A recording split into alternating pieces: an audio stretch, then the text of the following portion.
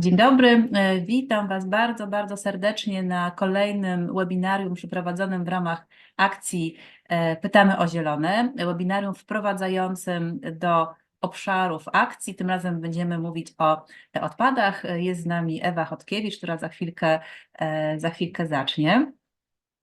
Ja bym chciała tylko powiedzieć o tym, że spotykamy się właśnie w ramach akcji Pytamy o Zielone i jest to akcja realizowana przez Fundację Rozwoju Społeczeństwa Informacyjnego, którą reprezentuję. Jest to akcja finansowana ze środków Polsko-Amerykańskiej Fundacji Wolności. Realizujemy ją razem z partnerami, z Fundacją Sędzimira, Rodzicami dla Klimatu, Polską Zieloną Siecią, Koalicją Klimatyczną, Fundacją Stocznia, Ogólnopolską Federacją Organizacji Pozarządowych, Fundacją Wspomagania Wsi oraz Światowym Ruchem Katolików na Rzecz Środowiska.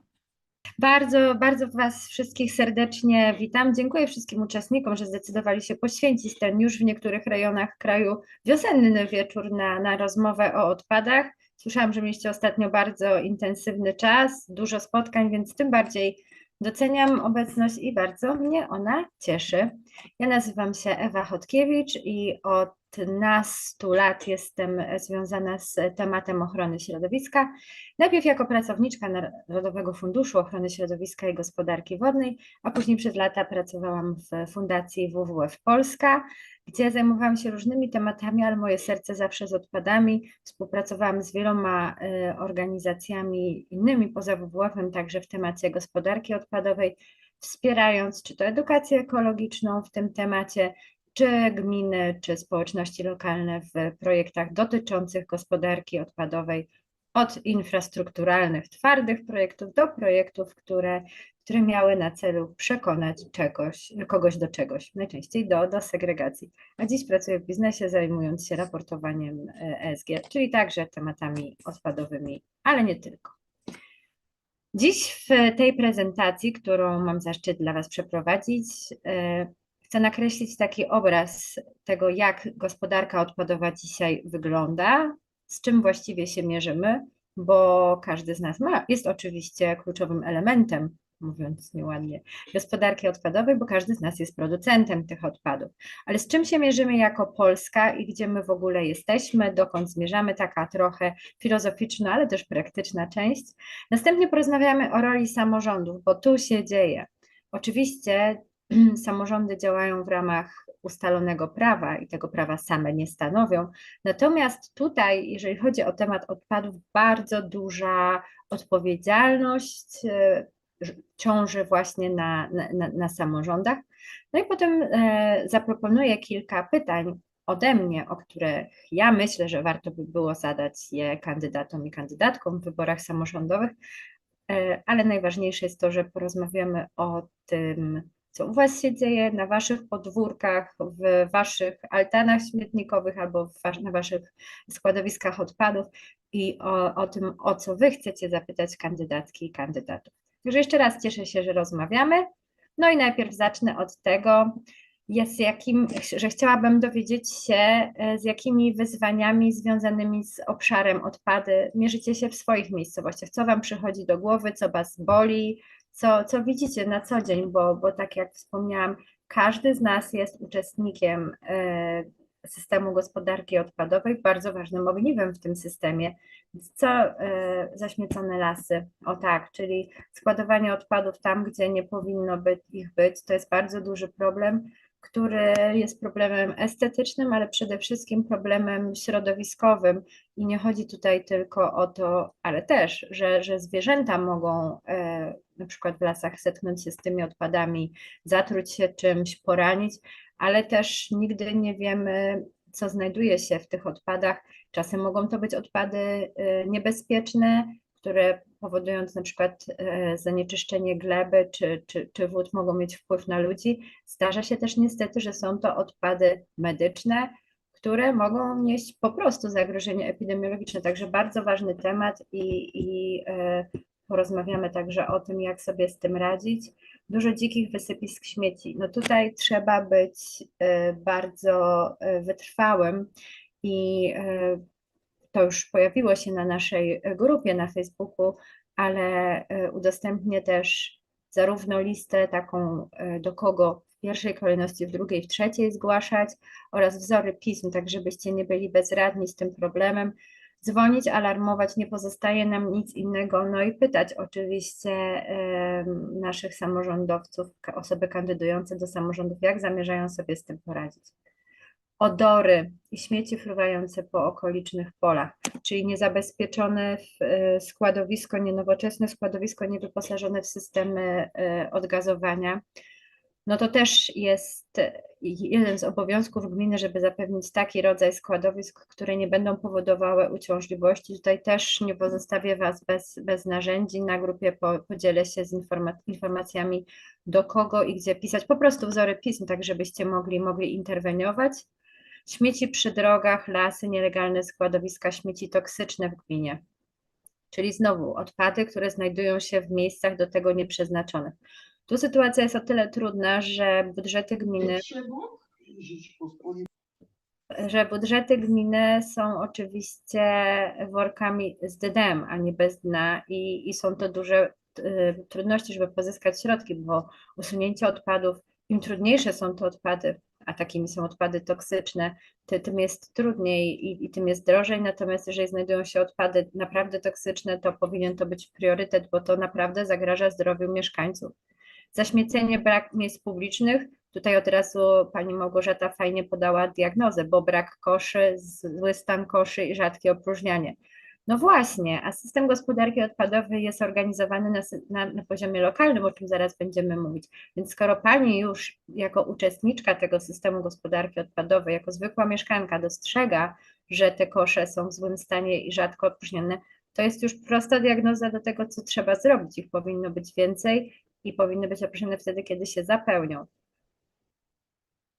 Worki na odpady z gliny z wąskimi tasiemkami, no to też trzeba interweniować, bo pewnie zła segregacja. Och, tutaj jest bardzo ciekawy wątek, bo o tym też dzisiaj na pewno będziemy rozmawiać, bo to jest z jednej strony zadanie gminy, żeby odpady były dobrze posegregowane, a z drugiej strony no to jest nasza robota, żeby te odpady posegregować w taki sposób, żeby później mogły być jeszcze tworzywami. Niska świadomość społeczna, hiperkonsumpcjonizm, to my. No jasne, że my, ale rolą gminy jest też edukowanie nas. Dzikie wysypiska, niski poziom recyklingu. Tu ktoś bardzo pięknie, pani Natalia, świadomie mówi o tym, że te poziomy, które osiągają gminy, są niewystarczające. Spalarnia, o tym też dzisiaj będziemy mówić. Drodzy Państwo, zadaliście pytanie o wszystkie slajdy. Nieuczciwe firmy odbierające odpady. Tutaj gmina powinna bezwzględnie mieć kontrolę nad firmami, które zajmują się odbiorem i zagospodarowaniem odpadów. Więc jeśli są jakieś podejrzenia co do nieuczciwości, należy to zgłaszać bezwzględnie, ponieważ to tak naprawdę my, jako mieszkańcy gmin, płacimy tym firmom za ich usługi, więc nie dajmy się robić na szaro. To też ważna sprawa, żeby tutaj interweniować. Wysokie koszty gospodarki odpadowej. Pani Grażyno, nie mam niestety dobrych wiadomości. Drożej, taniej już nie będzie, a drożej prawdopodobnie jeszcze tak, o tym też dzisiaj porozmawiamy. Brak publicznych koszy uniemożliwiających i to uniemożliwia segregację. No, czyli jak widzę, jak się spodziewałam, widzimy, że coś nam z tą gospodarką odpadową nie wychodzi. Zaraz przejdziemy do recept, ale najpierw przyjrzyjmy się naszym podwórkom. No właśnie, z czym my się mierzymy? Odpady nas zalewają i to dostrzegam ja, ale dostrzegacie też wszyscy, bo wiele było takich głosów dziś na czacie, bardzo duża aktywność, ale niestety bardzo przykry obraz tego, co dzieje się wokół nas. No bo te odpady naprawdę nas zalewają. Faktem jest na pewno to, że produkcja odpadów wzrasta. Ostatnio statystyki trochę wyhamowały, ale wciąż tych odpadów jest coraz więcej. No i tutaj chciałam Wam pokazać zdjęcie, które jest okropne i straszne, ale jest symbolem tego, jak tych odpadów wiele produkujemy i jak ten system jest niewydolny. Może ktoś pokusi się o zgadnięcie, jakie to jest miasto, duże miasto. Napiszecie Państwo na czacie. Ktoś ma jakiś pomysł? Jest to konkurs bez nagród. Na jakie miasto to wygląda? Warszawa. To Gdańsk akurat. Na moje. No właśnie, to jest tak humorystyczna odpowiedź, ale to prawdziwa, dokładnie, bo w większości miast można znaleźć takie obrazki. To akurat Gdańsk. Faktem jest to, że odpady zaśmiecają nasze otoczenie. To jest w tej chwili truizm, bo sami to przed chwilą powiedzieliście na czacie. To jest park w Warszawie. To jest akurat ciekawy przypadek, bo te odpady to nie jest tak, że ktoś nie trafił do kosza. Odpady, szczególnie takie resztki z całkiem dobrej kawiarni, to jest kusząca rzecz dla zwierząt, dla ptaków i te odpady po prostu są przez nie rozciągane. No i tutaj pojawia się bardzo proste rozwiązanie. Wystarczyłoby, żeby ten kosz miał przykrywkę, żeby trudniej było powyciągać. W ten sposób to jest coś, czego bardzo nie lubię, taka pozornie wykonana praca, tak? Postawiliśmy kosz, można z niego korzystać, a to, że te odpady i tak leżą dookoła, bo są nie w odpowiedni sposób zabezpieczone, no to nie jest coś, o co nam chodziło. Jest no to proste rozwiązanie, a te rzeczy się nie dzieją. Faktem jest niestety to, i też to powiedzieliście na czacie, że nie osiągamy takich poziomów recyklingu, jakie powinniśmy. Gospodarka odpadowa jest nieefektywna. Drodzy Państwo, co tutaj widać na tym zdjęciu? To są odpady, ale to są surowce. To są bardzo cenne surowce, które można by zawrócić do obiegu. Tymczasem tu jest wina wszystkich, ale efekt jest dramatyczny. My w swoich domach źle segregujemy odpady. Większość Polaków, około 90% mówi, że segreguje swoje odpady. Tymczasem większość odpadów, które jest odbierana z naszych domów, to są odpady zmieszane. Czyli deklaratywnie każdy z nas jest sumiennym zwolennikiem recyklingu i segregacji, a tak naprawdę trochę jak leci, tam wrzucamy do tych koszy. No i słabo bardzo to wygląda. Takie odpady, które są zepsute przez nas w domach, wytwórców odpadów, bardzo trudno jest później posegregować, są zanieczyszczone.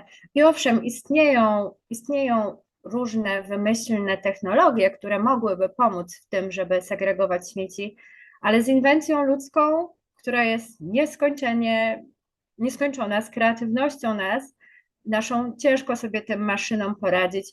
Wyobraźmy sobie całkiem możliwą sytuację, że ktoś wypaliwszy papierosa, filtr wrzuca niedopałek papierosa wrzuca do butelki plastikowej, zakręca ją i jakby wyobraźmy sobie maszynę, która musiałaby odkręcić ten niefrasobliwy sposób postępowania z odpadem. A butelki PET są bardzo cennym surowcem, który jest stosunkowo łatwy w recyklingu, tani. To jest proces, który jest stosowany na szeroką skalę.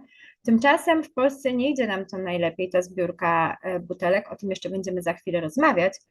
Natomiast wygląda to tak, że nawet jeżeli widzimy w Polsce w sklepie butelkę plastikową z napojem, na której jest deklaracja, że jest to produkt z recyklingu, opakowanie z recyklingu, to bardzo często wcale nie znaczy, że zrecyklingowano polskie butelki, bo tajemnica jest taka, że surowiec w Polsce, ten PET, jest w tak złej jakości, że sprowadza się go z zagranicy.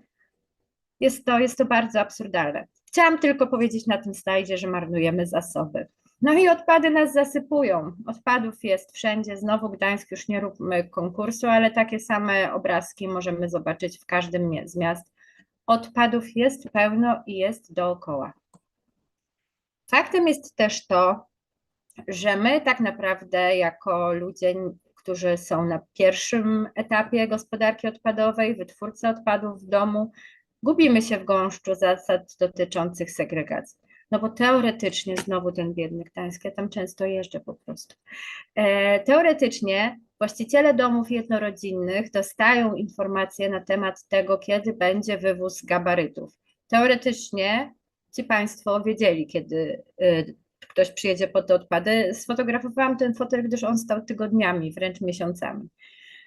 Jest też tak, że przecież taki fotel można odwieźć na PSZOK, o którym zaraz będzie mowa. Punkt selektywnej zbiórki odpadów komunalnych musi być w każdej gminie, a oni po prostu wystawili go przed dom. Dla mnie to jest taki symbol takiej bezsilności i tego, że po prostu nie wiem, co mam z tym zrobić, bo przecież to jest dom jednorodzinny, to szpeci, wszyscy dookoła wiedzą, że to jest mój odpad, ale to jest dla mnie właśnie symbol tego, że zwykłemu człowiekowi jest trudno w gąszczu tych przepisów, co gdzie wyrzucić. Karton po mleku to nie jest karton. Jak żyć? Tymczasem trzeba zaznaczyć, że poza tym, że unijna legislacja nakłada na nas wymogi dotyczące gospodarki odpadowej, no to jeszcze pomyślmy o tych poprzednich zdjęciach. Każdy z nas chciałby żyć w czystym i bezpiecznym środowisku. Nie chodzi tu tylko o walory estetyczne. Rozmawialiśmy już dzisiaj o tym, że toksyczne odpady powodują na przykład zagrożenie dla nas, że mogą być odpady, które powodują zagrożenie epidemiologiczne. Ta unijna legislacja pojawia się tu nie jako straszak, tylko jako informacja, że mamy pewne zobowiązania, bo one oznaczają nie tyle, że nie osiągniemy jakichś celów, no i co? No i będziemy musieli płacić kary, a te kary oznaczają, że system gospodarki odpadowej będzie droższy dla gmin, no bo to one będą musiały opłacić te kary. Jak się spodziewacie, gminy nie mają własnych pieniędzy, tylko będą musiały sięgnąć do naszych kieszeni. A jak już ktoś dzisiaj bardzo rozsądnie zauważył, odpady są w naszym kraju relatywnie drogie, więc dlatego właśnie powiedziałam, że spodziewam się, że taniej już nie będzie. No dobrze, ale zastanówmy się, o czym my w ogóle dzisiaj rozmawiamy, o tym, ile tego jest tych odpadów komunalnych, dużo czy mało. To zależy, bo tak jak mówiłam Wam, statystyki trochę wyhamowały. W zeszłym roku, znaczy w ostatnim roku, co do którego opublikowano już oficjalne sprawozdania, czyli w 2022 jest 1,6 miliona ton odpadów komunalnych, w Polsce rok wcześniej 1,7, czyli jest jakieś takie wahnięcie w dół. Natomiast wyobraźmy sobie, że jeszcze w roku 2010 to było 6,8 miliona ton odpadów. No, blisko połowy. Także jest to normalny proces obserwowany też w innych krajach. Wraz ze wzrostem konsumpcji, wzbogaceniem się społeczeństwa, tych odpadów powstaje coraz więcej. Wszyscy częściej jemy na wynos, zamawiamy paczki, jakby te ilości odpadów, szczególnie opakowaniowych, plastikowych, wzrastają. No ale co warto zauważyć, inwestycje w gospodarkę odpadową w Polsce nie nadążają za tym, jak bardzo wzrasta ilość odpadów. Porównajmy się ze statystycznym mieszkańcem Unii Europejskiej, bo wypadamy bardzo dobrze w tym porównaniu, ponieważ statystyczny Europejczyk, obywatel Unii Europejskiej wytwarza ponad 500 kg odpadów. I tutaj są olbrzymie dysproporcje. Austriak 835, mieszkaniec Luksemburga 793, Duńczyk 769. Dużo odpadów jest też w krajach o dużym udziale turystów. Cypr 633 kg na rok, Malta 611. Polska posiada jeden z niższych wskaźników wśród krajów europejskich. Także jesteśmy na poziomie 325 kg, co wydaje się mało, jak spojrzymy na Austriaka. Natomiast jeśli pomyślimy, że w roku 2010 wartość tego wskaźnika to było 260 kg, w 2015 280, to ta ilość odpadów 320 kg jest znacząca. Cęk w tym, że nie liczy się tylko ta ilość odpadów, która powstaje, ważne jest także, jak one są zagospodarowane. Czy wracają z powrotem do obiegu, czy poddawane są recyklingowi. No i w Polsce odpady komunalne, recykling to jest na poziomie 27%, kompostowanie na poziomie 14%, przekształcenie termiczne z odzyskiem energii, czyli spalanie 20%. Dużo odpadów wciąż trafia na składowiska 38%. No i niechlubna liczba 2217 dzikich wysypisk odnotowanych na koniec 2022 roku. To są oficjalne statystyki Głównego Urzędu Statystycznego. Spodziewam się, dam sobie uciąć rękę, że ta liczba jest dużo, dużo większa. Tutaj chciałam Wam powiedzieć, że główna moja myśl, którą chciałabym, żebyśmy dzisiaj mieli, taki obraz sytuacji syntetyczny w jednym zdaniu jest taki, że wytwarzamy coraz więcej odpadów, a wskaźnik recyklingu na poziomie lat pozostaje bez zmian.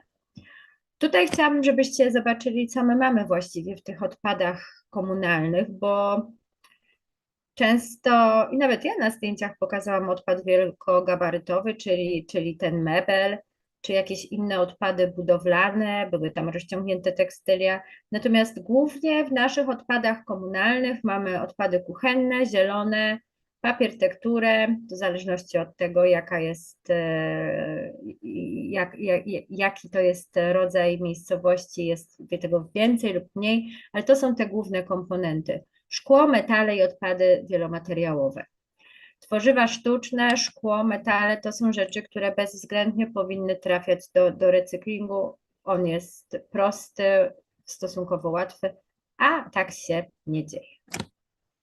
Cele unijne, ale też cele polskie, ale też zdrowy rozsądek i logika, która podpowiada, jak zachowywać się, żeby tych odpadów było coraz mniej, żeby one nas właśnie nie zalewały, żebyśmy nie widzieli ich w przestrzeni publicznej.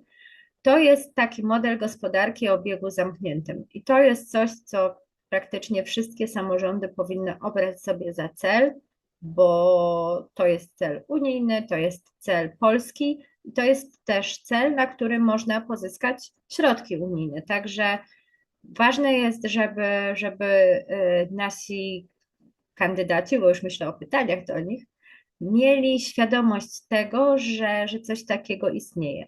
Model gospodarki o obiegu zamkniętym to jest taki model, kiedy ograniczamy z jednej strony tę zieloną część, czyli dopływ surowców, a z drugiej strony ograniczamy liczbę odpadów. To się wydaje skomplikowane, ale chodzi o to, żeby zaprojektować produkty i usługi tak, żeby były jak najbardziej trwałe.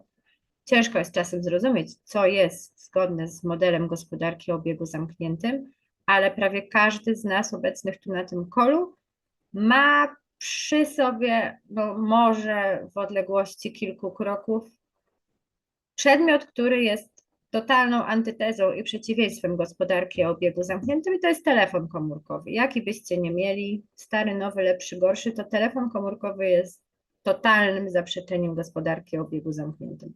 On jest zaprojektowany po to, żeby być ze mną chwilę. Jak się zepsuje, to nie mogę wymienić szybki, baterii, albo przynajmniej producent mi tego nie ułatwia. Nie jest to tanie i nie jest to wygodne.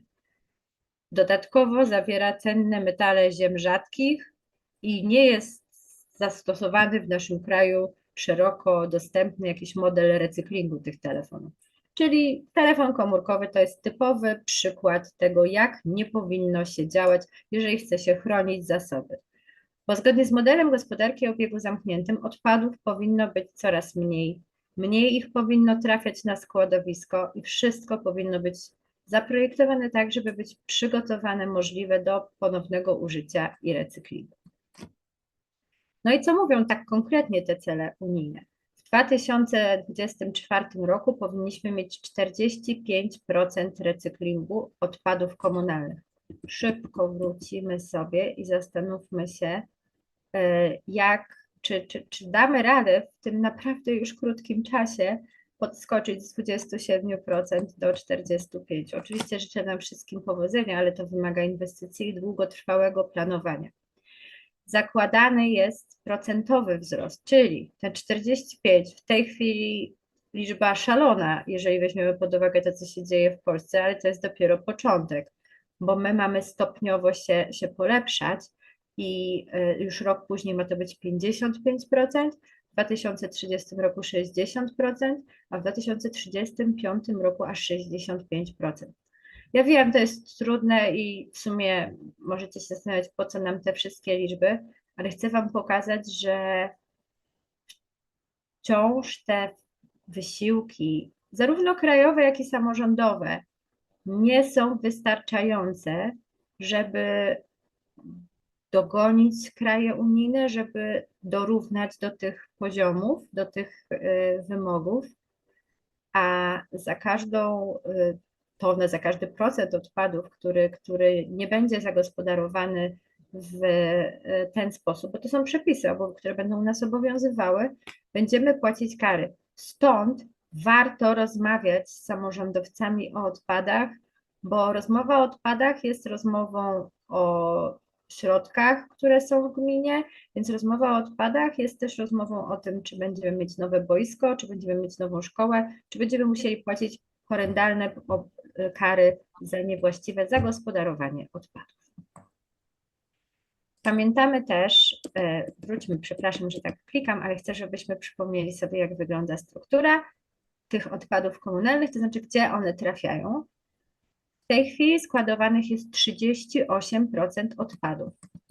Kolejny wymóg mówi o tym, że musimy to ograniczać i w 2035 roku, który nie jest wcale tak daleko, jeśli pomyśli się o tym, jaką infrastrukturę trzeba zbudować chociażby po to, żeby odpady nie trafiały na składowisko, jak trzeba zmienić cały system gospodarki odpadowej, musimy w 2035 roku doprowadzić do tego, żeby maksymalnie składować 10% odpadów.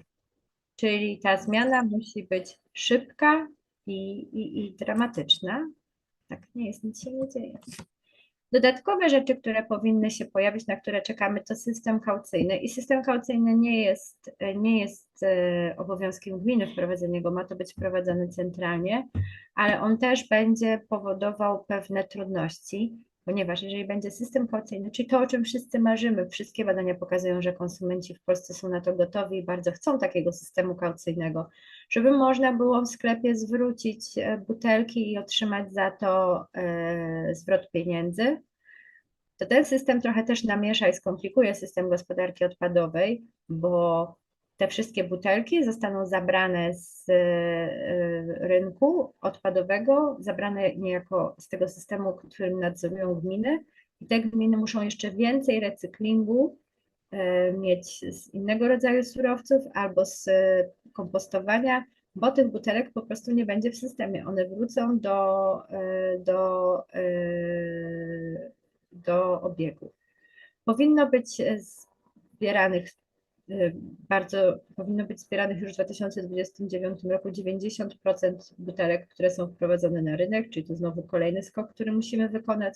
Gminy będą musiały też prowadzić selektywną zbiórkę tekstyliów. Jest to o tyle problematyczne, że potrzebne są nowe kontenery, edukacja ludzi, ale też systemy, żeby te tekstylia sensownie przetworzyć. Także duża robota do wykonania przed samorządami. To jest hierarchia postępowania z odpadami, która jest także wymogiem unijnym, ale też podstawą do polskiej legislacji. Więc przede wszystkim trzeba zapobiegać powstawaniu odpadów.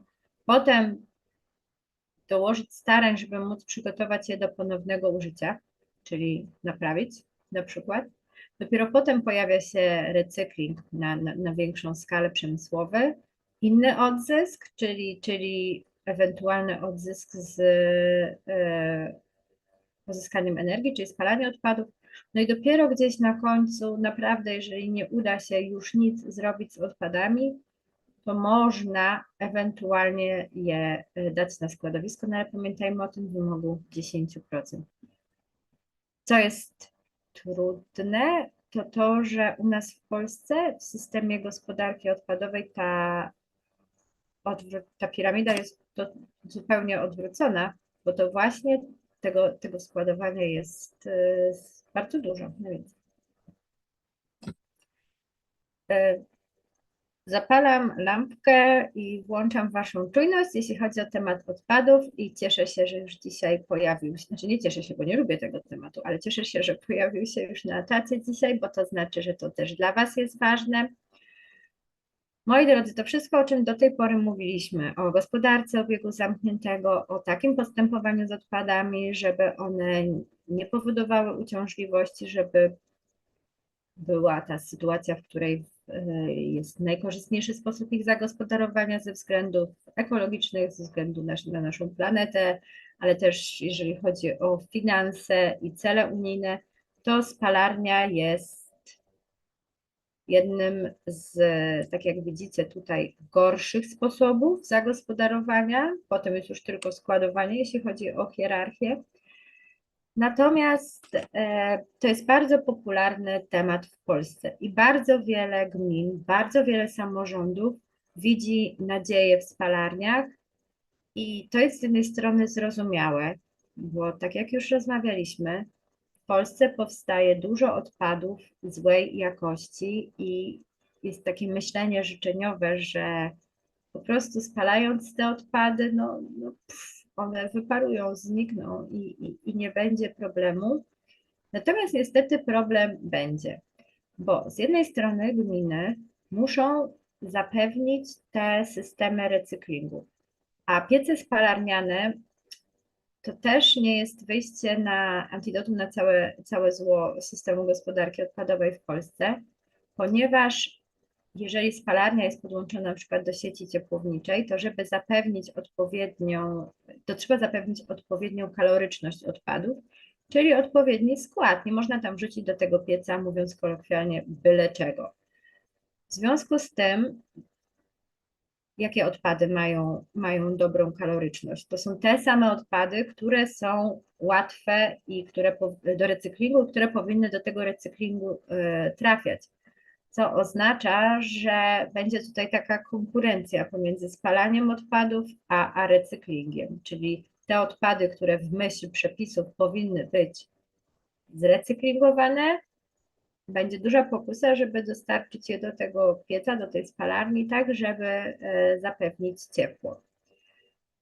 Spalarnie są też, znaczy nasze odpady są też zmienne w czasie. To zależy od sezonu, zależy od jakichś wyjątkowych wydarzeń, które są w ciągu roku. Tymczasem to są też zmiany sezonowe dotyczące naszych wzorów konsumpcji, tego co pijemy, jemy. Tymczasem do spalarni konieczne jest zapewnienie stałego dopływu określonej ilości odpadów. Spalamy zasoby, wysokie koszty budowy i działania. Wszystkie analizy finansowe mówią o tym, że spalarnie w tej chwili, w tej rzeczywistości, którą mamy, z tymi przepisami unijnymi dotyczącymi z jednej strony gospodarki odpadowej, a z drugiej strony emisji CO2, nie są opłacalne, bo będzie trzeba jakby płacić też za to, że przyczyniają się do znacznych emisji CO2. Tu często pojawia się argument, że przecież w krajach innych, Dania, Austria, piękne spalarnie, tak, ale tam rachunek ekonomiczny wygląda trochę inaczej. To są spalarnie, które były pobudowane w innych czasach, one już się w dużej mierze zamortyzowały. W tej chwili Unia Europejska na przykład mówi wprost, że nie będzie już finansować budowy spalarni i w klasyfikacji, w nowych przepisach unijnych, w taksonomii sklasyfikowano je jako inwestycje szkodliwe dla środowiska. W związku z czym, chcąc być tu i teraz w tych realiach finansowo-legislacyjnych, nie warto inwestować w spalarnie, bo naprawdę nie jest antidotum na wszystkie problemy. No i oczywiście jest też limit dotyczący ilości spalanych odpadów i oczekuje się, że te limity będą zmniejszane. Także spalarnie są dużą i drogą sprawą, a jeżeli weźmiemy pod uwagę przepisy i możliwości finansowe, taką trochę drogą donikąd, dlatego ja włączam czujność, jeżeli któryś z kandydatów będzie mówił o budowie spalarni, to warto podpytać z jednej strony o to, czy to jest jedyny plan, jaki ma, a z drugiej strony dopytać o te szczegóły, czy jak zamierza to sfinansować oraz jak zamierza dotrzymać celów recyklingu, jeżeli ta spalarnia ma powstać. Także na pytanie o spalarnię odpowiadam nie. Spalarnia w takim rachunku również energetycznym, biorąc pod uwagę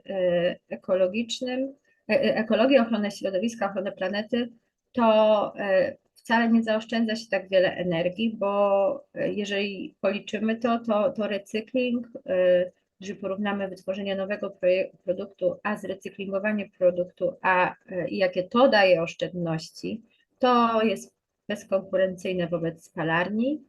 No i ten mit, który mówi o tym, że dzięki spalarniom moglibyśmy ogrzać wszystkie domy, no nie. Szacunki mówią, że gdyby spalić wszystkie palne odpady komunalne, to można by zapewnić 1% ciepła w Polsce.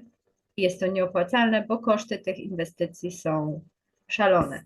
Widzę, że temat spalarni spowodował, że pojawiają się pytania, a nie? No właśnie, w Lublinie planowane jest wybudowanie 2 spalarni, a wokół Lublina kolejne 3. No fajnie, wiesz, wybudować można wszystko, tylko pytanie, czy wzięto pod uwagę wszystkie aspekty. W Gdańsku spalarnia to powód do dumy. No podobno. Natomiast pytanie, czy ta inwestycja jest zaplanowana tylko jako pomnik, który ma stać i sławić imię włodarzy, czy jest zaplanowana naprawdę w perspektywie czasowej, w której będzie funkcjonowało? Bo pytanie jest zawsze, czy jesteśmy w stanie zapewnić wsad dla tej spalarni i czy jesteśmy w stanie jednocześnie dotrzymać celów recyklingu. Wydaje się, że nie. Szczególnie te 5 wokół Lublina jest dla mnie bardzo, bardzo. Tam już jestem pewna, że to się po prostu nie uda. Bo tych odpadów ma być zgodnie z legislacją coraz mniej, więc to już w ogóle się wyklucza. Ale nie samymi spalarniami. To powoduje też perspektywę przywożenia śmieci. Dokładnie, Magda, ponieważ jest tak, że no jeżeli ta spalarnia będzie podłączona do sieci ciepłowniczej, więc jeżeli tych odpadów tutaj zabraknie, to będzie panika i trzeba będzie sprowadzać odpady po to, żeby ogrzać domy. To jest naprawdę, naprawdę trudna sytuacja. Gdańsk ma podpisaną umowę z 3 gminami. No okej, jakby tu trzeba wziąć jeszcze pod uwagę takie raporty, które mówią o tym, że spalarnie, że to nie jest tak, że jesteś w stanie w 100% przewidzieć, co będzie w chociażby gazach odlotowych z komina spalarni, bo mogą tam trafić różne rzeczy i w wielu miastach europejskich są przekraczane limity dotyczące stężenia związków toksycznych właśnie w pobliżach spalarni. W co gminy mogą inwestować zamiast spalarni? W edukację, tak żeby powstawało mniej odpadów, w dobre systemy segregacji, w instalacje do recyklingu, we wspieranie sortowni odpadów, odpowiedni przok, który spowoduje, że będziemy mogli, o tym jeszcze będziemy rozmawiać, ale naprawdę są alternatywy. Ktoś jeszcze tutaj coś napisał o systemie kaucyjnym, prawda? Tak, są 2 pytania. Jedno jest o systemie kaucyjnym. Pytanie jeszcze na przykładzie kaucyjnym, czyli tak naprawdę odzyskiwanie odpadu powoduje, że poziomy recyklingu się obniżają, na przykład banki słoików. Obieg słoików na poziomie lokalnym powoduje, czy to powoduje, że do recyklingu trafia mniej szkła, czy to się nie wyklucza? Nie, obieg zawsze musimy pamiętać o hierarchii. System kaucyjny jest bardzo dobry i spowoduje to, że będzie czysty surowiec zebrany w dobry sposób i będzie wszystko w porządku. Pytanie tylko, do kogo trafią pieniądze za ten system kaucyjny i istnieje obawa, że te pieniądze nie trafią do gmin i to jest główny problem. Jeżeli chodzi o obieg słoików, obieg wtórny jest zawsze najlepszy. To jest tak naprawdę powtórne użycie, czyli jak mieliśmy tę hierarchię postępowania z odpadami, to jeden z najlepszych pomysłów. Wspieram, kibicuję i absolutnie o rany nie pomyśl, że to jest zły pomysł. To jest najlepszy pomysł. Banki słoików są super. Czy w Polsce działa gdzieś system pay as you throw? Nie. Ale może opowiedzmy o tym systemie, bo to jest najbardziej fair system gospodarki odpadowej, jaki może być. Bo teraz jest super nieuczciwie. Wyobraźmy sobie mnie, no powiedzmy osobę, która jest po prostu ogromną fanką konsumpcji, kupuje bez opamiętania. Wyobraźcie sobie, że wokół mnie tu stoją sterty paczek, które przyszły do mnie z paczkomatu. Byłam dzisiaj na kolejnych zakupach. Odpadów produkuję tyle, że do hulaj dusza piekła nie ma. I wyobraźcie sobie moją skromną sąsiadkę, która nie używa wielu rzeczy, która bardzo jest oszczędna, dba o to, żeby tych odpadów powstawało tak jak najmniej, kompostuje na przykład, właściwie za odpady tyle samo. System gospodarki odpadowej jest niesprawiedliwy, nie premiuje tych, którym zależy, nie premiuje tych, którzy produkują mniej odpadów. I odpowiedzią na to jest system pay as you throw, czyli płać za to, co wyrzuciłeś. Czyli ważymy odpady w momencie ich przejmowania przez system gospodarki odpadowej i moja sąsiadka nie płaci wiele, może nawet nic, a ja płacę tyle, że zaczynam się zastanawiać, jak to wpływa na mój budżet i może trochę pohamowuje swój konsumpcjonizm. To jest bardzo trudne i przepisy w Polsce tego nie ułatwiają. Nie, ten system nie funkcjonuje i jest to bardzo, bardzo skomplikowane. Tak, badania pokazują, że jeżeli chodzi o zahamowanie ilości powstawania odpadów, czy zachęcenie ludzi do w ogóle segregacji, do myślenia o odpadach, jest to najlepszy system. Niestety to nie jest coś, o co możemy pytać naszych samorządowców, bo to nie leży ich gestii, tak? Całość gospodarki odpadowej regulują przepisy na poziomie krajowym i te przepisy nie ułatwiają wprowadzenia takiego systemu.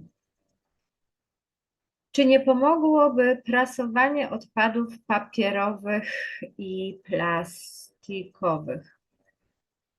W sensie, znaczy, może to ułatwia ich transport na pewno, ale one wciąż będą, tak? I wciąż będzie trzeba coś z nimi zrobić. To jest stosowane na składowiskach. Prasowanie, w którym momencie? Staszek, dopisz jeszcze, to będę rozumiała. Kuleje edukacja. Czy gminne kompostownie to dobry pomysł? Tak, bardzo dobry pomysł, bo jest naprawdę mało kompostowni. Jeżeli chodzi o kompostowanie, tutaj nie dotrzymujemy też zobowiązań. Kompostownie to jest świetny pomysł.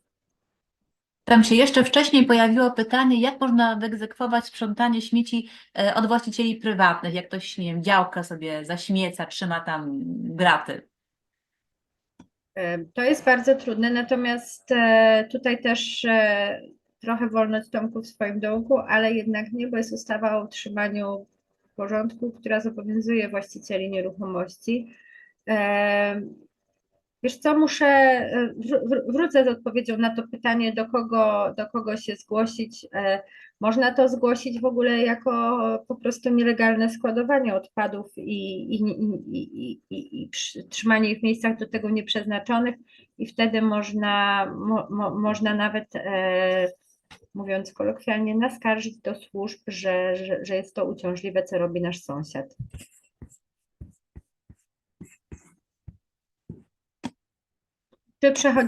Czy nie przegapiłam jeszcze jakiegoś pytania? Tam Staszek dopisał o to prasowanie, gdzie? Więc w śmietniku przydomowym. Na jakim tak, etapie? to jest na pewno ok. Wtedy nie trzymasz w domu powietrza i nie niesiesz do śmietnika powietrza i śmieciarka nie wiezie powietrza. Natomiast problemu żadnego to de facto nie rozwiązuje. To jest właściwy sposób postępowania, ale wciąż ten odpad musi trafić do recyklingu, tak jakby ta droga jest ta sama. Ale owszem, jest ich mniej, nie wypadają z kosza. To na pewno dobry pomysł, żeby w ten sposób robić. Problem jest jeszcze taki, że producenci nie są odpowiedzialni za wytworzone opakowania. Tak, to prawda i opłaty, które ponoszą wprowadzający na rynek opakowania czy w ogóle przedmioty odpady, nie ponoszą takiej opłaty jak w innych krajach.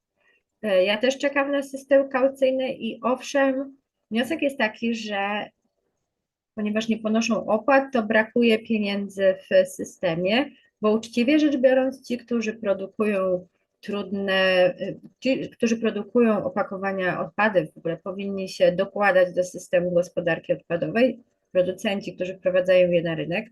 Dodatkowo ci, którzy produkują coś, co jest na przykład trudne w recyklingu, te podmioty powinny płacić więcej. Natomiast tych pieniędzy jest za mało, to nie do końca zależy, czy w ogóle nie zależy od poziomu samorządowego, a dzisiaj chciałabym, żebyśmy tu się skupili, ale jak najbardziej legislacja tego w Polsce nie reguluje w dobry sposób. Jeżeli pozwolicie, to, ale oczywiście na wszystkie pytania jeszcze będziemy odpowiadać, chciałam przejść do roli samorządów w tym systemie. I generalnie to jest proste, za gospodarkę odpadową odpowiedzialne są gminy. Co robi gmina? Co powinna robić gmina? Przede wszystkim gmina organizuje system odbioru i zagospodarowania odpadów w naszym imieniu, w imieniu mieszkańców i finansuje go z pobieranych od nas opłat. To gmina tworzy lokalne przepisy, zasady, regulaminy. Gminy zapewniają funkcjonowanie PSZOK-ów. PSZOK-i, być może wiecie, być może nie, to są punkty selektywnej zbiórki odpadów komunalnych, które powinny się znaleźć w każdej gminie i każdy mieszkaniec gminy powinien móc z nich korzystać i może tam zawieźć odpady, zarówno jeżeli na przykład mam więcej tworzyw sztucznych, papieru tektury, czy szkła, czy odpadów biodegradowalnych, ale też jest to miejsce, do którego można oddać odpady, które nie powinny się znaleźć w strumieniu odpadów komunalnych. Czyli jeśli mamy chemikalia i przeterminowane leki, jakieś odpady budowlane, rozbiórkowe, zużyty sprzęt elektroniczny, baterie i akumulatory, meble, wielkogabarytowe odpady czy zużyte opony. To jest też rzecz, o którą można zapytać, jeżeli sprawdzi się najpierw, jak w gminie wyglądają zasady funkcjonowania PSZOK-u, bo to jest proste. U mnie, ja mam w ogóle PSZOK po drugiej stronie ulicy, więc to jest super wygodne i mogę odpady oddać codziennie, także w weekendy. Natomiast zdarzają się gminy w Polsce, gdzie PSZOK-i są otwarte raz w miesiącu i nie w tygodniu, w miesiącu. I to jeszcze w godzinach, które powodują typu 9-15, co powoduje, że tak naprawdę człowiek pracujący na etat musiałby jeszcze wziąć wolne, żeby właśnie tego dnia do PSZOK-u pojechać. Jest to takie dogodne godziny funkcjonowania PSZOK-u. To jest jedno z najprostszych lekarstw na to, żeby nasze odpady nie trafiały do okolicznych lasów. Są też gminy, które dalej nie mają PSZOK-ów. To prawda, że jest to sprzeczne z przepisami, jest to tym bardziej trudne, bo trudno się potem dziwić, że odpady są składowane w miejscach do tego nieprzeznaczonych, gdzieś lądują w lasach, skoro tak naprawdę nie ma ich gdzie odwieźć. Nikt z ekip remontowych nie przewozi do PSZOK-a resztek kwap. To jest miejsce na edukację. Jest też tak, że te PSZOK-i są bardzo. Wiele razy stykam się z tym, że ludzie w ogóle nie wiedzą, co to jest PSZOK, gdzie jest PSZOK w gminie, nie wiedzą, że mogą tam oddać odpady, nie wiedzą, że mogą tam oddać odpady bezpłatnie i stąd też jest zaśmiecanie miejsc do tego nieprzeznaczonych, jeżeli ktoś boi się, że może za korzystanie z PSZOK-a być naliczona jakaś dodatkowa opłata. Gminy są też odpowiedzialne za realizację poziomów recyklingu, czyli to, o czym rozmawialiśmy przed chwilą. Gminy prowadzą lub powinny prowadzić działania informacyjne i edukacyjne. To nie tylko chodzi o to, żeby wydrukować nalepki, to chodzi też o to, żeby dotrzeć z tą edukacją skutecznie, tak żebyśmy my naprawdę wiedzieli, co zrobić z odpadami. Odpowiadają za czystość w gminie, czyli sprzątają przestrzeń publiczną i prowadzą działalność sprawozdawczą, publikując sprawozdania i przesyłają je wyżej do urzędów marszałkowskich. To nasz PSZOK. I mam tutaj kilka propozycji, o co ja zapytałabym kandydatów i kandydatki w wyborach samorządowych. Jeżeli pozwolicie, to przejdziemy przez nie i potem będzie czas na kolejne Wasze pytania i wątpliwości. Ale najpierw napiszcie proszę na czacie, o co wy byście tak naprawdę zapytali. Teraz już trochę bogatsi w wiedzę po naszej prezentacji. Czy macie jakieś pomysły, o co można zapytać kandydujących w wyborach?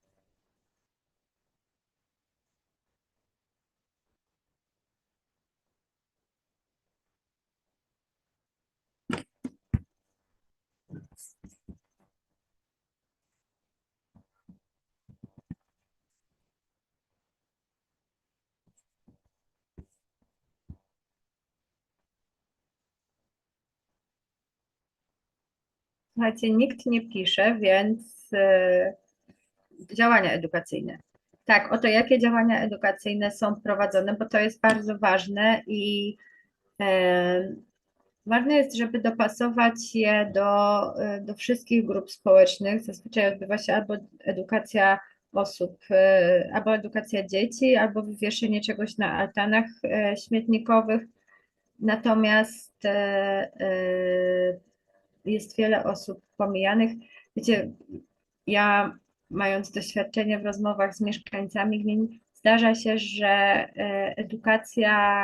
plany na edukację są wspaniałe, a w praktyce coś nie wychodzi.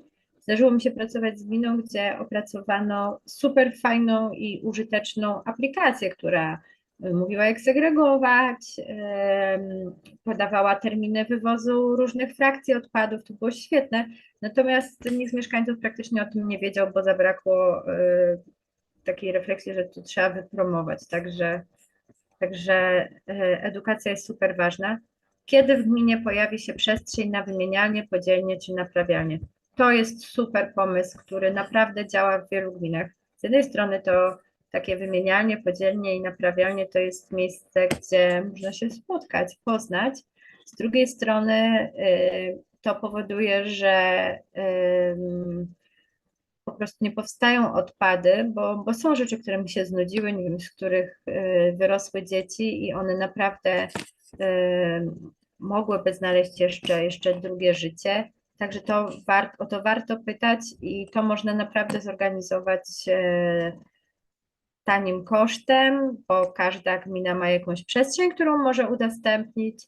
Jeżeli chodzi o naprawialnie, to jest taka obawa często ze strony gmin, ze strony samorządowców, że no ktoś przyjdzie, naprawi u nas toster na takim wydarzeniu, na takiej kawiarence naprawczej, a potem kopnie go prąd i co się stanie.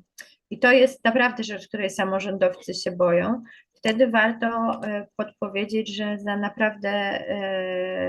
naprawdę dobrym pomysłem jest współpraca na przykład z organizacjami pozarządowymi, z kołem gospodyń wiejskich, które to organizują i można wykupić taką licencję, naprawdę za nieduże pieniądze się ubezpieczyć, bo no warto wytrącać ten argument z ręki. Powiedziałam wszystko, że jest jasne, ale pytać, o Pani Anito, jak miło. Do przoków mogą przywozić resztki tylko osoby indywidualne, a firmy muszą wykupić taką usługę. Niestety to jest tylko i wyłącznie dla mieszkańców i warto też wiedzieć, że część osób ma też obawę przed korzystaniem z przoków, bo w niektórych przokach mieszkańcy są legitymowani, czy jest sprawdzane, czy ponoszą opłatę odpadową. Tu chodzi o to, żeby taki przedsiębiorca w swoim modelu biznesowym zawarł jednak to i uczciwie dokładał do systemu gospodarki odpadowej, a nie żebyśmy, bo na ten przok składamy się my, więc nie jest pożądaną sytuacją, żeby przedsiębiorcy, na przykład budowlani, mogli oddawać odpady w dużej ilości do przoka.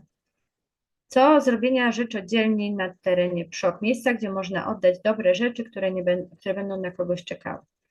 Problemem jest, pomysł jest w ogóle super, bardzo fajny, Pani Anno. Problemem jest to, że jak coś już trafi na przok, to mówiąc kolokwialnie, umarł w butach, bo zyskuje status odpadu. Natomiast część gmin Przed robi i czasem to się nawet nazywa przedprzok, czyli takie właśnie miejsce, gdzie tymi rzeczami można się dzielić. To jest bardzo dobry pomysł, bo na przoki trafia wiele rzeczy, które się jeszcze nadają, które ktoś, kto ma więcej smykałki, może naprawić, dostosować. Także jest to świetny pomysł. Pytanie do kandydata. Czy uważa pan, pani, że sprzątanie po wyborach powinno być zagwarantowane? Oczywiście, że tak. I to jest po prostu tak proste, że dokładnie to powinno się dziać na poziomie lokalnym. To są przecież ulotki z twarzami tych ludzi, więc rozliczajmy ich za to i mówmy im, że to jest ich obowiązek, żeby posprzątać po sobie. To jest nawet wymagane prawem, także absolutnie to powinno być wymagane, żeby sprzątać po sobie, zbierać swoje ulotki i banery. Gdzieniegdzie funkcjonują grupy Śmieciarka jedzie i tam można dać rzeczom drugie życie. Warto sprawdzić, czy nie jest to w waszym regionie. Jak nie warto, może warto założyć. Oczywiście Śmieciarka jedzie jest super grupą na Facebooku, znam, korzystam i naprawdę ułatwia życie. Są to rzeczy, które już być może ktoś nie chce, nie umie, nie ma cierpliwości do tego, żeby sprzedawać gdzieś na jakichś platformach innych, a oddanie czegoś za czekoladę też jest dobrym pomysłem. Bardzo wspieram. U nas jest problem braku koszy, ich złego stanu rzadkiego opróżniania. Pisaliśmy już pisma do obecnych władz, nic się nie zmieniło. Jest obawa, że kandydaci znowu się tym nie zajmą. Tak, kandydaci mogą obiecać wszystko, no więc niestety nie mamy innych narzędzi do tego niż później rozliczanie ich. Warto zaangażować media społecznościowe czy lokalne media, żeby rozliczać z tych obietnic, bo to wszystko oczywiście rozbija się o pieniądze, tak? Rzadkie odbieranie odpadów to oszczędność, ale warto uświadamiać kandydatom, że to jest bardzo krótkoterminowe. Kiedy gmina zacznie kontrolować firmy odbierające odpady? Rozumiem, że pani Sylwia ma jakieś podejrzenia co do tego, w jaki sposób funkcjonuje firma odpadowa. Gmina powinna mieć kontrolę i rozliczać firmę z tego, co robi z odpadami. Czy pani Sylwio, tutaj ma pani jakiś konkretny zarzut, w sensie, czy odpady są źle, za rzadko odbierane, czy odpady, czy to dotyczy później systemu ich zagospodarowania, jestem ciekawa. U nas w Przoku jest taka opcja zestawienia rzeczy, no i super, i bardzo to wspieram i powinna być w każdym Przoku. Zrób to sam. Adam Słodowym mistrzem GOZ-u i krajowym autorytetem. Dokładnie.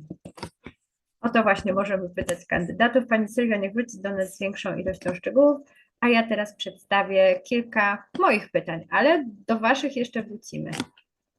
Ja zapytałabym, jak planuje pani doprowadzić do tego, by w instytucjach publicznych w gminie odpadów powstawało po prostu mniej. I mówicie, łatwo jest wszystko przerzucić na nas, na mieszkańców, natomiast my chcemy zobaczyć, ja chcę zobaczyć, że to nie tylko mnie skłania się do tego, żebym szła na zakupy z własną torbą, szła do pracy z własnym bidonem.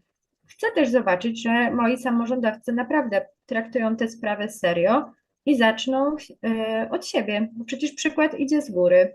Nie chcę widzieć plastiku w urzędach, chcę, żeby w urzędzie też była pita woda z kranu, a jeżeli ona nie jest możliwa do picia z kranu, pewnie w większości miejsc już jest, ale jeżeli nie spełnia standardów, to zróbmy coś z tym. Chcę, żeby burmistrz, prezydent miasta powiedział, że pije kranówkę, że jest przebadana, że jest bezpieczna, żeby urząd wyrzucił plastik. Wiecie, zdarzało się, i to nawet nie w polskim samorządzie, tylko na poziomie Unii Europejskiej, debatować tęgim głową o ograniczeniu plastiku i o tym, jakie normy nałożyć na kraje członkowskie. I ci wszyscy mądrzy, głównie panowie, siedzieli za stołem, gdzie stały plastikowe butelki. No wstyd i skandal i tak to nie powinno wyglądać.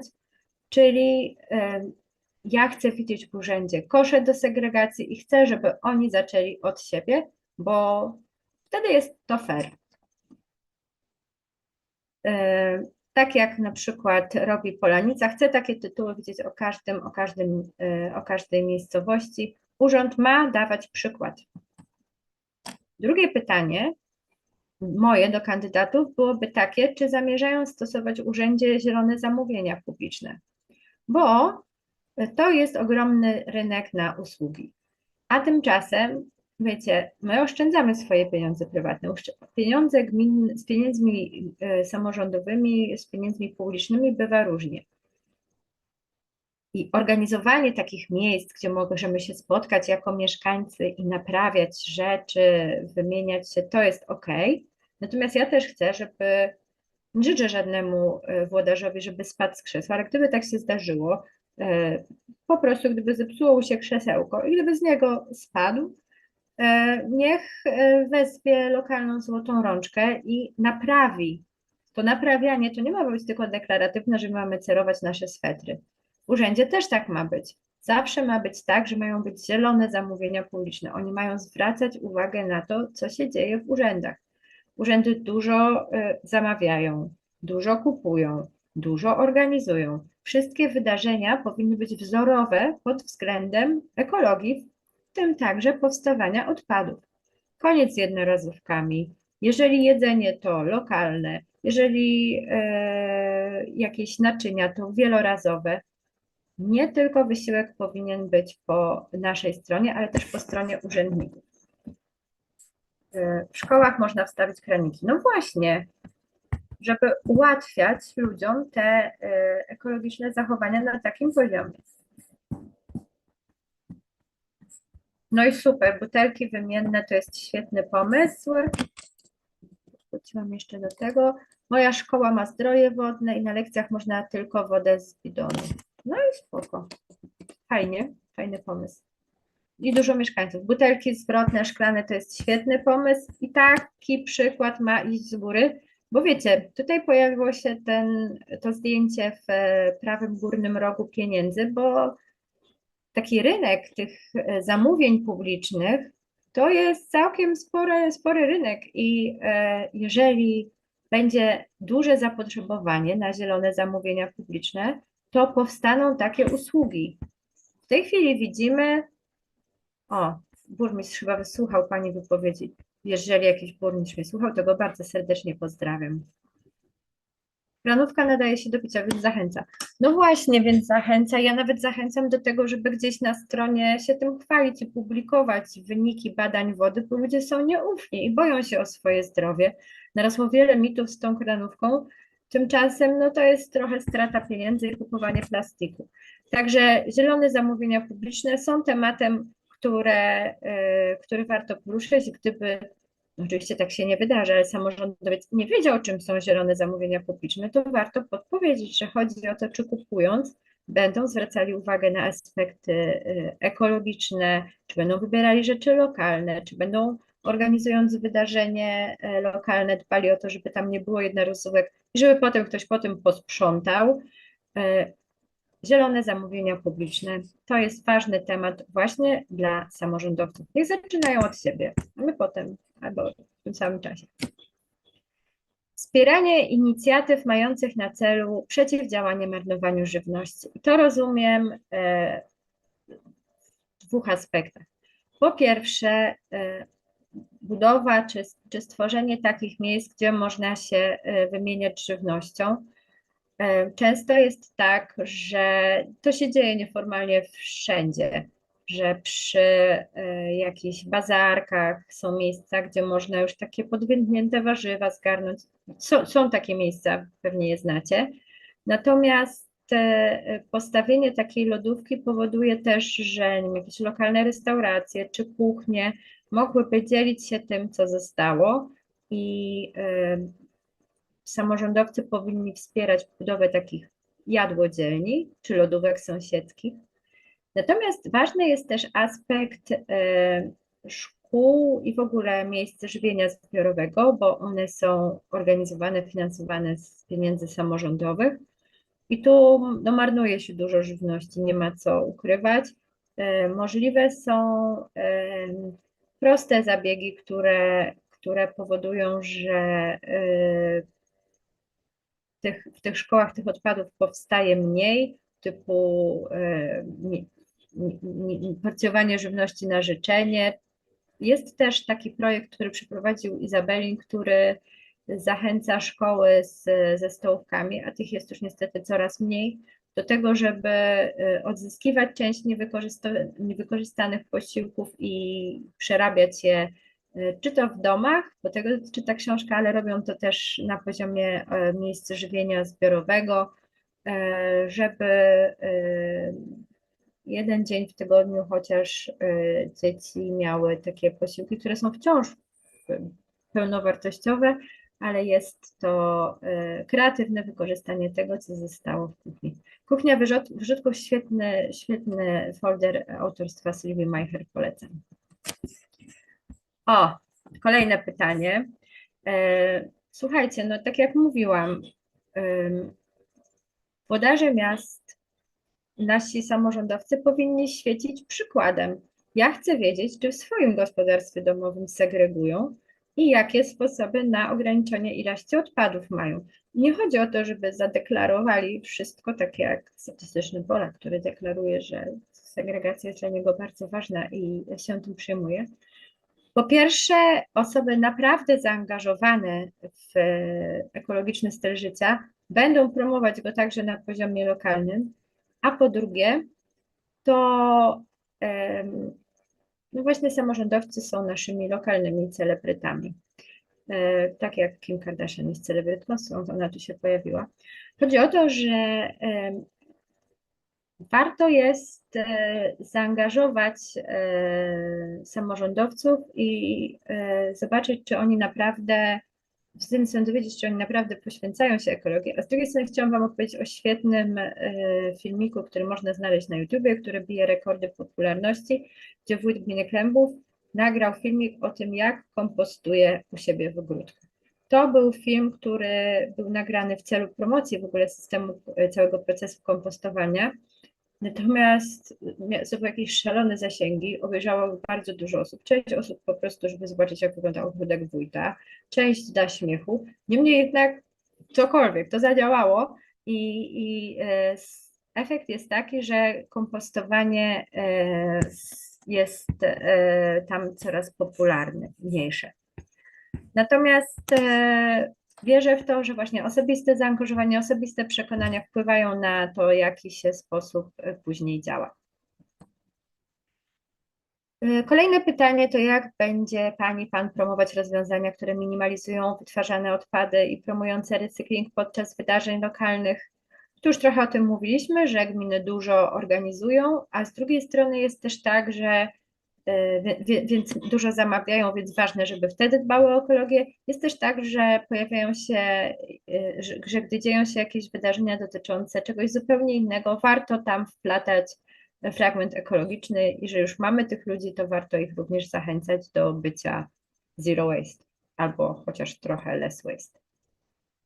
Kolejne pytanie, i o tym już mówiliśmy. W jaki sposób zamierza Pani ułatwiać naprawę sprzętów? To jest bardzo ważne, szczególnie teraz, gdy niestety znikają lokalne złote rączki, czy takie zakłady naprawcze. Więc żeby zminimalizować odpady, my jako mieszkańcy chcemy naprawiać i w jaki sposób, droga kandydatko, drodzy kandydacie, zamierzacie to nam ułatwić i zorganizować, bo mają do tego zasoby. Analogicznie, w jaki sposób będą wspierać wymianę niepotrzebnych ubrań, mebli, sprawnego sprzętu RTV AGD i innych tego typu wartościowych przedmiotów. Tu już o tym rozmawialiśmy, że albo w okolicy, albo na wszoku, albo podczas wydarzeń lokalnych gminy mają, samorządowcy mają przestrzenie, mają możliwości organizacji takich wydarzeń i ułatwieniu nam tego. Kolejna rzecz to, czy będą Państwo promować kompostowanie, wokół którego narosło wiele mitów. Tu z jednej strony oczekujemy takiej odpowiedzi, że sam kompostuję i postawię kompostownik sąsiedzki, będę prowadził szkolenia wraz z ekspertami i na przykład wypożyczał kompostowniki dla ludzi, którzy chcą rozpocząć, bo to się często dzieje. Ale pojawiają się tu też pieniądze, dlatego że kompostowanie to wysiłek, bez dwóch zdań. Kompostowanie wymaga trochę samozaparcia, trochę działań po prostu dodatkowych, jest prostsze niż wrzucenie rzeczy do kosza.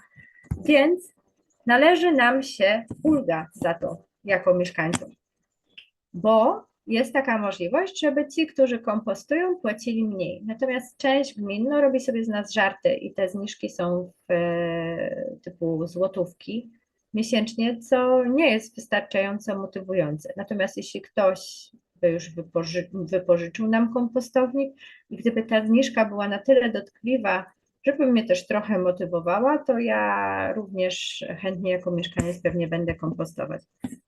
No właśnie, 1 zł. No i pani Małgorzata napisała, czy to jest motywujące? No absolutnie nie, to jest po prostu śmieszne. A jeżeli to jest kilka ładnych złotych pomnożone przez liczbę mieszkańców, ja bym apelowała do kandydatów, że chcemy nie tylko, żeby nam wypożyczyli kompostowniki i żeby nam zorganizowali szkolenia dla naszych sąsiadów, ale też, że chcemy to odczuć w naszej kieszeni. No i jakie działania informacyjne, edukacyjne będą wspierane i organizowane? Ostatnio rozmawiałam na przykład o temacie gospodarki odpadowej z grupą seniorów, którzy powiedzieli, że te wszystkie plakaty się dla nich nie nadają, bo te litery są tak małe, te ulotki, te naklejki, które znajdują się w altanach śmietnikowych, to jest tak mały druk, że oni nie są w stanie z tego przeczytać. Ja przecież nie będą tam stali godzinami i czytali. Widziałam takie plakaty, które są dostosowane właśnie dla osób starszych. Ja sama już czytam w okularach, więc całkiem to rozumiem. Trzeba dopasowywać się do wszystkich, bo wszyscy są uczestnikami gospodarki odpadowej. Aplikacje czy strony internetowe. Strony internetowe polskich samorządów to jest tragedia. Tam znaleźć informacje to czasem naprawdę trzeba mieć dużo samozaparcia i wiaderko melisy na biurku. Natomiast to powinno być łatwe. Znalezienie informacji o tym, kiedy będą odbierane gabaryty, kiedy są wywozy odpadów, to powinno być łatwe. Od tego są lokalne media, od tego są słupy ogłoszeniowe, od tego są spotkania, od tego są ambony. Zewsząd powinny iść do nas te informacje, bo jest naprawdę źle z systemem gospodarki odpadowej, więc nie ma co czekać z edukacją. No i nie wszystko ci samorządowcy zrobią sami, bo słuchajcie, naprawdę czasem zdarza się tak, że w całkiem dużej gminie za temat ochrony środowiska w ogóle jest odpowiedzialna jedna osoba, która jeszcze ma inne tematy zieleni miejskiej, tego, owego i ten temat odpadów jest trudny. Dlatego ja zapytałabym, czy widzą możliwość współpracy, nasi kandydaci, współpracy z organizacjami pozarządowymi sprężnie działającymi w Polsce, wspaniałymi kołami gospodyń wiejskich, które naprawdę mogą wspomóc, dodatkowo są też mieszkankami. Także ja zapytałabym o to, czy można w ten sposób, czy w ten sposób zamierzają działać. Jak będzie rozwijany PSZOK w naszej gminie? Tutaj już o tym rozmawialiśmy, tak żeby był otwarty w normalnych godzinach, żeby był schludny, nawet to, żeby ten człowiek był miły i pomocny oraz edukować, czy zamierzają edukować o PSZOK-u, tak żeby każdy wiedział, na jakich zasadach można z niego korzystać. No i spalarnie, temat, któremu poświęciliśmy już chwilę, ale warto o to zapytać i dowiedzieć się, czy to jest jedyny pomysł danego kandydata, danej kandydatki. Ja myślę, że jeśli Ela pozwolisz, to przygotujemy taką ściągę z tym, co mówić na temat spalarni, tak, bo to jest temat, który będzie się pojawiał w czasie wyborów i warto mieć na niego dobrą odpowiedź. Moje pytania, myślę, że jest już późno, ale cieszę się, bo mieliśmy szansę porozmawiać także o Waszych problemach. Niemniej teraz ja oddaję głos Wam. Czat jest w miarę pusty. Gmina kompostuje swoje liście, odpady zielone, wywożąc je do lasu. Okej, nawet nie wiem, jak to skomentować. Ja proponuję, żebyś może już skończyła udostępniać ekran. Oczywiście. Tak, tutaj będzie łatwiej widać czat. I może faktycznie, nie wiem, czy może teraz wyłączę po prostu to nagrywanie i wtedy kto z Was, kto by chciał o coś jeszcze zapytać, czy właśnie mamy sytuację opisaną na czacie, którą warto może skomentować.